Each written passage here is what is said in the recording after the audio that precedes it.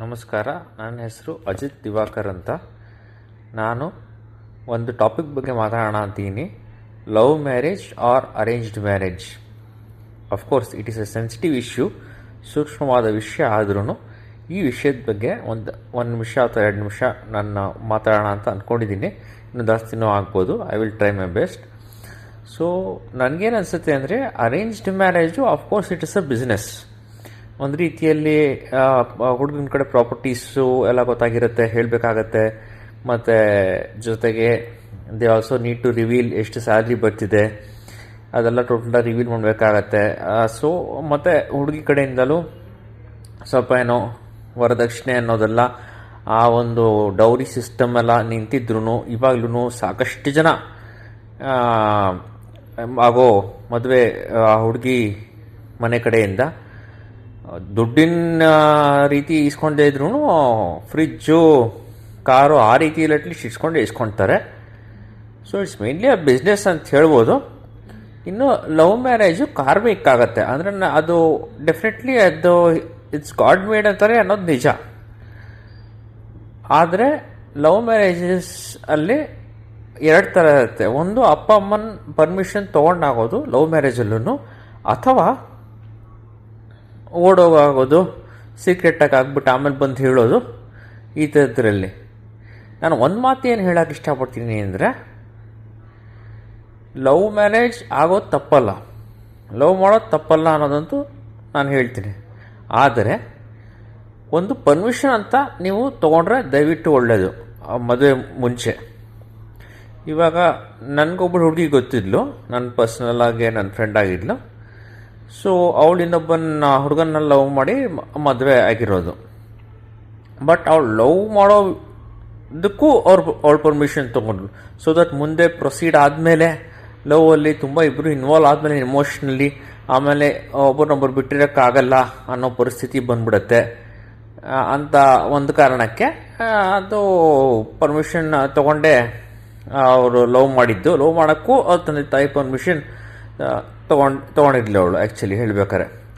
So ಇವಾಗ ಏನಾಗುತ್ತೆ, love ಮಾಡುವಾಗ ಗೊತ್ತಾಗಲ್ಲ, ಯಾವಾಗಲೂ ಅವಳ ಜೊತೆ ಇರಬೇಕು ಅನಿಸುತ್ತೆ, ಆ ಹುಡುಗಿ ಯಾವಾಗಲೂ ಅವನ ಜೊತೆ ಇರಬೇಕು ಅನಿಸುತ್ತೆ. ಬಟ್ ಇದು ಕಂಟಿನ್ಯೂ ಆದಮೇಲೆ ಒಂದು ಸ್ಟೇಜ್ ರೀಚ್ ಆದಮೇಲೆ ಏನಾಗುತ್ತೆ, ಇಬ್ಬರನ್ನ ಬಿಟ್ಟಿರೋಕ್ಕಾಗಲ್ಲ, ಮದುವೆ ಮಾಡ್ಕೊಳ್ಳೇಬೇಕು ಅಂತ ಡಿಸೈಡ್ ಮಾಡ್ಕೊಂಡ್ಬಿಟ್ಟಿರ್ತಾರೆ.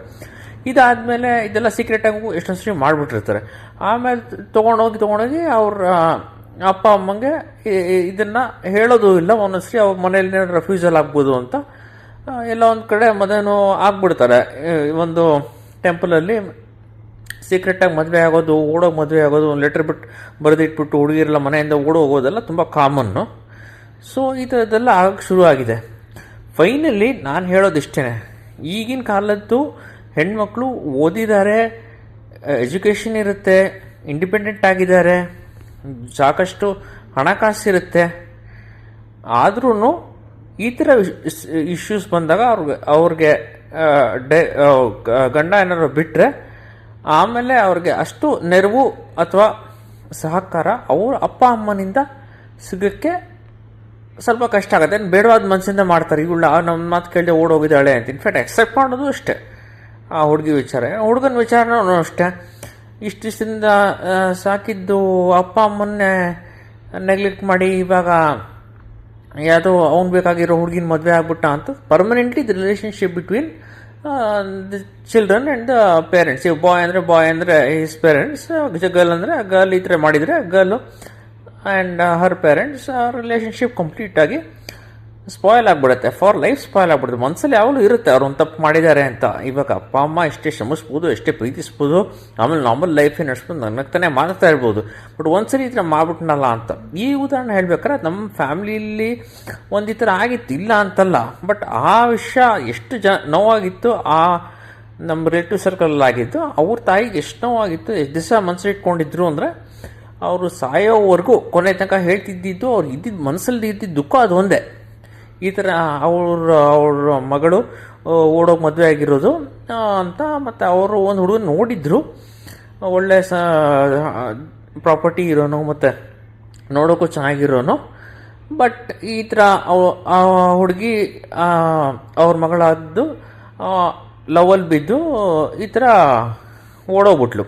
ಆಮೇಲೆ ಮದುವೆ ಆಗಿದ್ಮೇಲೆ ಗೊತ್ತಾಗಿದ್ದು ಈ ಥರ ಆಗಿದೆ ಮದುವೆ ಅಂತ. The one try to find but actually she was absconding.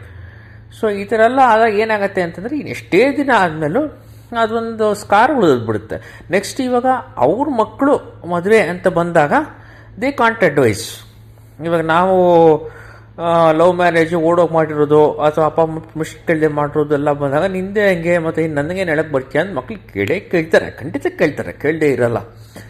So ಅವರು ಮತ್ತೆ they follow the same route. In fact ನಾವು ಪೇರೆಂಟ್ಸ್ ಆಗಿ ನನ್ನ ಮಕ್ಕಳು ನಾವೇ ಲೈಫಲ್ಲಿ ಈ ಥರ ಎಲ್ಲ ಅಪ್ಸೆಟ್ಸ್ಗಳು ಮಾಡಿಕೊಂಡ್ರೆ ನಾವು ಪೇರೆಂಟ್ಸ್ ಆಗಿ ನಾವು ಮಕ್ಕಳಿಗೆ ಅಡ್ವೈಸು ಮಾಡೋಕ್ಕಾಗಲ್ಲ. ನೀನು ಮಾಡಬೇಡ, ನಾನು ನೋಡಿದ ಹುಡುಗನ್ನೇ ಮದುವೆ ಆಗೋ, ನಾನು ನೋಡಿದ ಹುಡುಗಿನೇ ಮದುವೆ ಆಗೋ ಅಂತ ಹೇಳೋಕ್ಕೆ ತುಂಬ ಕಷ್ಟ ಆಗಿಬಿಡುತ್ತೆ. Parents be role models, they themselves fail ಆಗಲ್ಲ.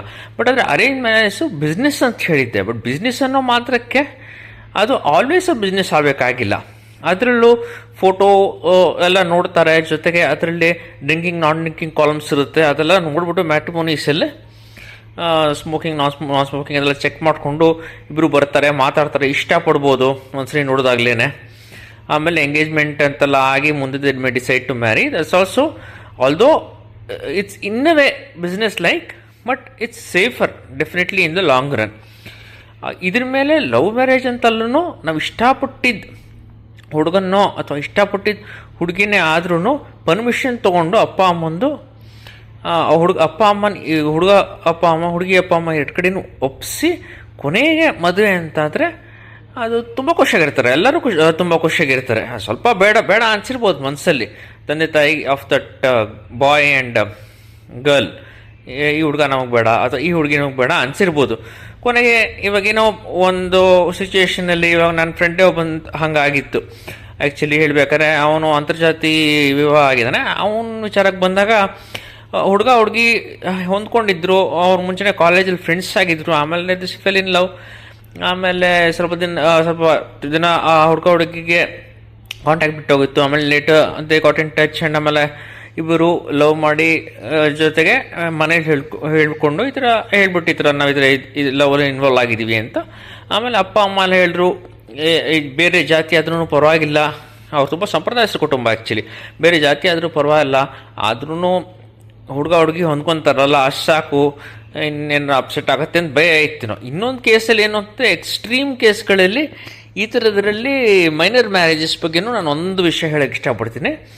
ನಮ್ಗೆ ಗೊತ್ತಿರೋದೇ ಒಂದು ಕೇಸಲ್ಲಿ ಏನಾಗಿದೆ ಅಂತಂದರೆ minor marriage the girl was kept in custody for 3 days because ಅವ್ರ ಪೇರೆಂಟ್ಸು ಆ ಹುಡುಗಿನ ಲವ್ ಮಾಡಿಬಿಟ್ಟು ಲವಲ್ಲಿ ಬಿದ್ದುಬಿಟ್ರೆ ಅಂತ ಭಯದಿಂದಲೇ ಆ ಥರ ಎಲ್ಲ ಭಯ ಪಟ್ಕೊಂಡು ಇನ್ನೂ ಮೇಜರ್ ಆಗಿರೋಕ್ಕೆ ಮುಂಚೆನೇ ಮದುವೆ ಮಾಡಿಕೊಟ್ರೆ ಎಲ್ಲ ಅಡ್ವರ್ಟ್ಗಳೇ ಆಗೋದು. ಅದೇ ಅವ್ರು ವೆರಿ ಹ್ಯಾಪಿ. ಆಮೇಲೆ ಮದುವೆ ಆಗ್ಬಿಟ್ಟು ದಟ್ ಹುಡುಗಿ ವಾಸ್ ದಟ್ ಗರ್ಲ್ನ ಅದು ವೆಡ್ಡಿಂಗ್ ಬ್ರೈಡ್ ಅನ್ನೋಳು ಅದು ಮದುವೆ ದಿನನೇ ಪೊಲೀಸರು ಬಂದು ಕರ್ಕೊಂಡು ಹೋಗಿ ಆ ಹುಡುಗಿನ ಪೊಲೀಸ್ ಸ್ಟೇಷನಲ್ಲಿದ್ದು ಸುಮಾರು ದಿನ ಹೇಳ್ಬೇಕಾರೆ ಒಂದು ಸುಮಾರು ದಿನ 3 days. But 3 days can be very long for that girl. And ಆಮೇಲೆ ಅದು ಆ ಟ್ರಾಮಾ ಅನ್ನೋದೇನಿದೆ ಆ ಹುಡುಗಿ ಮನಸ್ಸಲ್ಲಿ ಪರ್ಮನೆಂಟಾಗಿ ಉಳಿಯುತ್ತೆ. ಬಿಕಾಸ್ ಅಲ್ಲಿ ಹೆಂಗೆ ಟ್ರೀಟ್ ಮಾಡ್ತಾ ಇದ್ರು, ಕಸ್ಟಡಿಗೆ ತೊಗೊಂಡ್ಬಿಟ್ರು ಅಂತೆಲ್ಲ ಹೇಳಿದ್ದು ಅವ್ರು ಆ್ಯಕ್ಚುಲಿ. ಬಿಕಾಸ್ ಅವ್ರ ಪೇರೆಂಟ್ಸ್ ಸ್ವಲ್ಪ ಕ್ಲೋಸ್ ಆಗಿದ್ರು, ಈ ಥರ ಆಯಿತು ಅಂತ ಒಂದು. ಸೊ ಇದರೆಲ್ಲದ್ರ ಮೇಲೆ ಮದುವೆ ವಿಚಾರಕ್ಕೆ ಬಂದಾಗ ಇನ್ನೊಂದು ಇದು ಬರುತ್ತೆ, ನಾನು ಮಾತಾಡೋಕ್ಕೆ ಇಷ್ಟಪಡ್ತೀನಿ. ದಟ್ ಇಸ್ ಡೈವೋರ್ಸ್ ಅಂತ ಬಂದಾಗ ಡ್ರ್ಯಾಗ್ ಆಗೋದು ಬದಲು ಬೇಗ ಮ್ಯೂಚುವಲ್ ಕನ್ಸೆಂಟ್ ಡೈವೋರ್ಸ್ ತಗೊಳ್ಳೋದೇ ಒಳ್ಳೆಯದು. ಇನ್ನು ಡ್ರ್ಯಾಗ್ ಆಗ್ತಾ ಇದ್ರೆ ಏನಾಗುತ್ತೆ, ಒಬ್ಬರು ಇನ್ನೊಬ್ಬರ ಮೇಲೆ ಫಾಲ್ಸ್ ಅಕ್ಯೂಷನ್ಸ್ ಹಾಕೋದು ಹೆಚ್ಚಾಗತ್ತೆ. ಇವಾಗ ಹುಡುಗಿನೇ ಹೇಳ್ಬೋದು ಅವನನ್ನು ಅನುಮಾನಿಸ್ಕೊಂಡು ನೋಡ್ತಿದ್ದ ಅಂತ, ಹುಡುಗ ಅದು ಮಾಡೇ ಇರಲ್ಲ ಅಥವಾ ಹೊಡಿತಾ ಇದ್ದ ಅಂತ ಅಕ್ಯೂಷನ್ಸ್ ಮಾಡ್ಬೋದು. ಲಾಯರೆಲ್ಲ ಹೇಳ್ತಾರೆ ಸಾಮಾನ್ಯವಾಗಿ, ಡೈವೋರ್ಸ್ ಲಾಯರ್ಸು ಈ ಥರ ಒಂದು ಸುಳ್ಳು ಇನ್ನೊಂದು ಸುಳ್ಳು ಹೇಳಿ ಅಂತ ಹೇಳ್ತಾರೆ ಹುಡುಗರು ಇನ್ನೇನೋ ರೀತಿಯಲ್ಲಿ ಆ ಹುಡುಗಿ ಎಕ್ಸ್ಟ್ರಾ ಮ್ಯಾರಿಟಲ್ ಅಫೇರ್ ಇನ್ವಾಲ್ವ್ ಆಗಿಲ್ಲ ಅಂತ ಏನೋ ಅಂತ ಹೇಳಿ ಈ ಥರದ್ದೆಲ್ಲ ಸಿಚುವೇಶನ್ಸು ಆ ಕೋರ್ಟ್ಸ್, ಇದು ಫ್ಯಾಮಿಲಿ ಕೋರ್ಟ್ಸ್ ಮೊದಲೇ ಜಾಮ್ ಪ್ಯಾಕ್ಟು ಅದೆಲ್ಲ ಆಗಿ ಜೊತೆಗೆ ಆ ಟ್ರಾಮಾನು. ಬಿಕಾಸ್ ಆದಮೇಲೆ ಎಷ್ಟು ದಿವಸ ಉಳಿಯುತ್ತೆ ಆ ಟ್ರಾಮಾ ಮನಸ್ಸಲ್ಲಿ ಅನ್ನೋದು ನಾವು ನೋಡ್ಕೋಬೇಕು. ಏನೇ ಆಗೋದ್ರೂ ಫರ್ಗೆಟ್ ದ ಪಾಸ್ಟ್ ಅಂತ ಹೇಳೋಕ್ಕಾಗಲ್ಲ. ಸ್ವಾಮಿ ವಿವೇಕಾನಂದರು ಹೇಳಿದ್ದಾರೆ forget the past, good or bad ಅಂತ ಹೇಳಿದ್ದಾರೆ. I have high regard for Swami Vivekananda, this thing apart. But ಏನಂದರೆ ನಾನು ಹೇಳೋದು ಅದು it will stay somewhere, it will stay. ಯಾವಾಗಲೂ ಮನಸ್ಸಲ್ಲಿ ಅದು ಮನಸ್ಸಲ್ಲಿ ಲೈಫ್ ಲಾಂಗ್ ಉಳಿದು ಬಿಡುತ್ತೆ. ಸೊ ಆ ಥರದ್ದೆಲ್ಲ ಅಪ್ಸೆಟ್ಸ್ ಮಾಡ್ಕೊಳ್ದೇನೆ ನಾನು ಏನು ಹೇಳೋಕ್ಕೆ ಇಷ್ಟಪಡ್ತೀನಿ, ನನ್ನ ಜೀವನದ ಒಂದು 40 years ಎಕ್ಸ್ಪೀರಿಯನ್ಸ್ ನಾನು ನೋಡಿರೋದು ಸರೌಂಡಿಂಗಲ್ಲಿ ಇದ್ರ ಬಗ್ಗೆ ಸ್ವಲ್ಪ ಆಲೋಚನೆ ಮಾಡಿರೋದು ಈ ಒಂದು ಚಿಕ್ಕ ವಿಡಿಯೋಲಿ ಹೇಳಿ ನಾನು ಮುಗಿಸೋಕ್ಕೆ ಇಷ್ಟಪಡ್ತೀನಿ. Thank you. Please, I am thankful to all of you for listening and I hope this advice is followed seriously. ನಾನು ವಯಸ್ಸಲ್ಲಿ ಚಿಕ್ಕವನೇ ಇರ್ಬೋದು, ಆದ್ರೂ ನಾನು ಇದು ಅಡ್ವೈಸ್ ಅಂತ ಕೊಡೋಕ್ಕೆ ಇಷ್ಟಪಡಲ್ಲ. ನಾನು ಏನು ನೋಡಿದ್ದೀನೋ, ಏನು ತಿಳ್ಕೊಂಡಿದ್ದೀನೋ ನನ್ನ ಅರ್ಧ ವಯಸ್ಸಲ್ಲಿ ಮಿಡ್ಲ್ ಆಫ್ ದ ಲೈಫ್ ಬಂದಿದ್ದೀನಿ ನಾನು. ಸೊ ಹೇಳೋಕ್ಕೆ ಇಷ್ಟಪಡ್ತೀನಿ. Please do not run away and get married. ದಯವಿಟ್ಟು ನಿಮ್ಮ ಅಪ್ಪ ಅಮ್ಮನ ಪರ್ಮಿಷನ್ ಕೇಳಿ ಎಲ್ಲರನ್ನೂ ಒಪ್ಪಿಸಿ ಮದುವೆ ಆಗಿ ಖುಷಿಯಾಗಿರ್ತೀರಾ. ಕೊನೆ ಪಕ್ಷ ಅವ್ರ ಮನಸ್ಸಿಲ್ಲ ಅದು ಒಪ್ಕೊಂಡಿದ್ರು ಅಂದ್ರೂ ಅವ್ರ ಮನಸ್ಸಲ್ಲಿ ಏನಪ್ಪ ನಮ್ಗೆ ಹೇಳಿದ್ನಲ್ಲ ನಮ್ಮ ಹುಡುಗ, ನಮ್ಗೆ ಹೇಳಿದ್ನಲ್ಲ ನಮ್ಮ ಹುಡುಗಿ ಏನೋ ಖುಷಿ ಇರುತ್ತೆ. ಈ ಎರಡು ಮಾತುಗಳನ್ನ ಹೇಳಿ ನನ್ನ ಮಾತುಗಳನ್ನ ಮುಗಿಸೋಕ್ಕೆ ಇಷ್ಟಪಡ್ತೀನಿ. Thank you.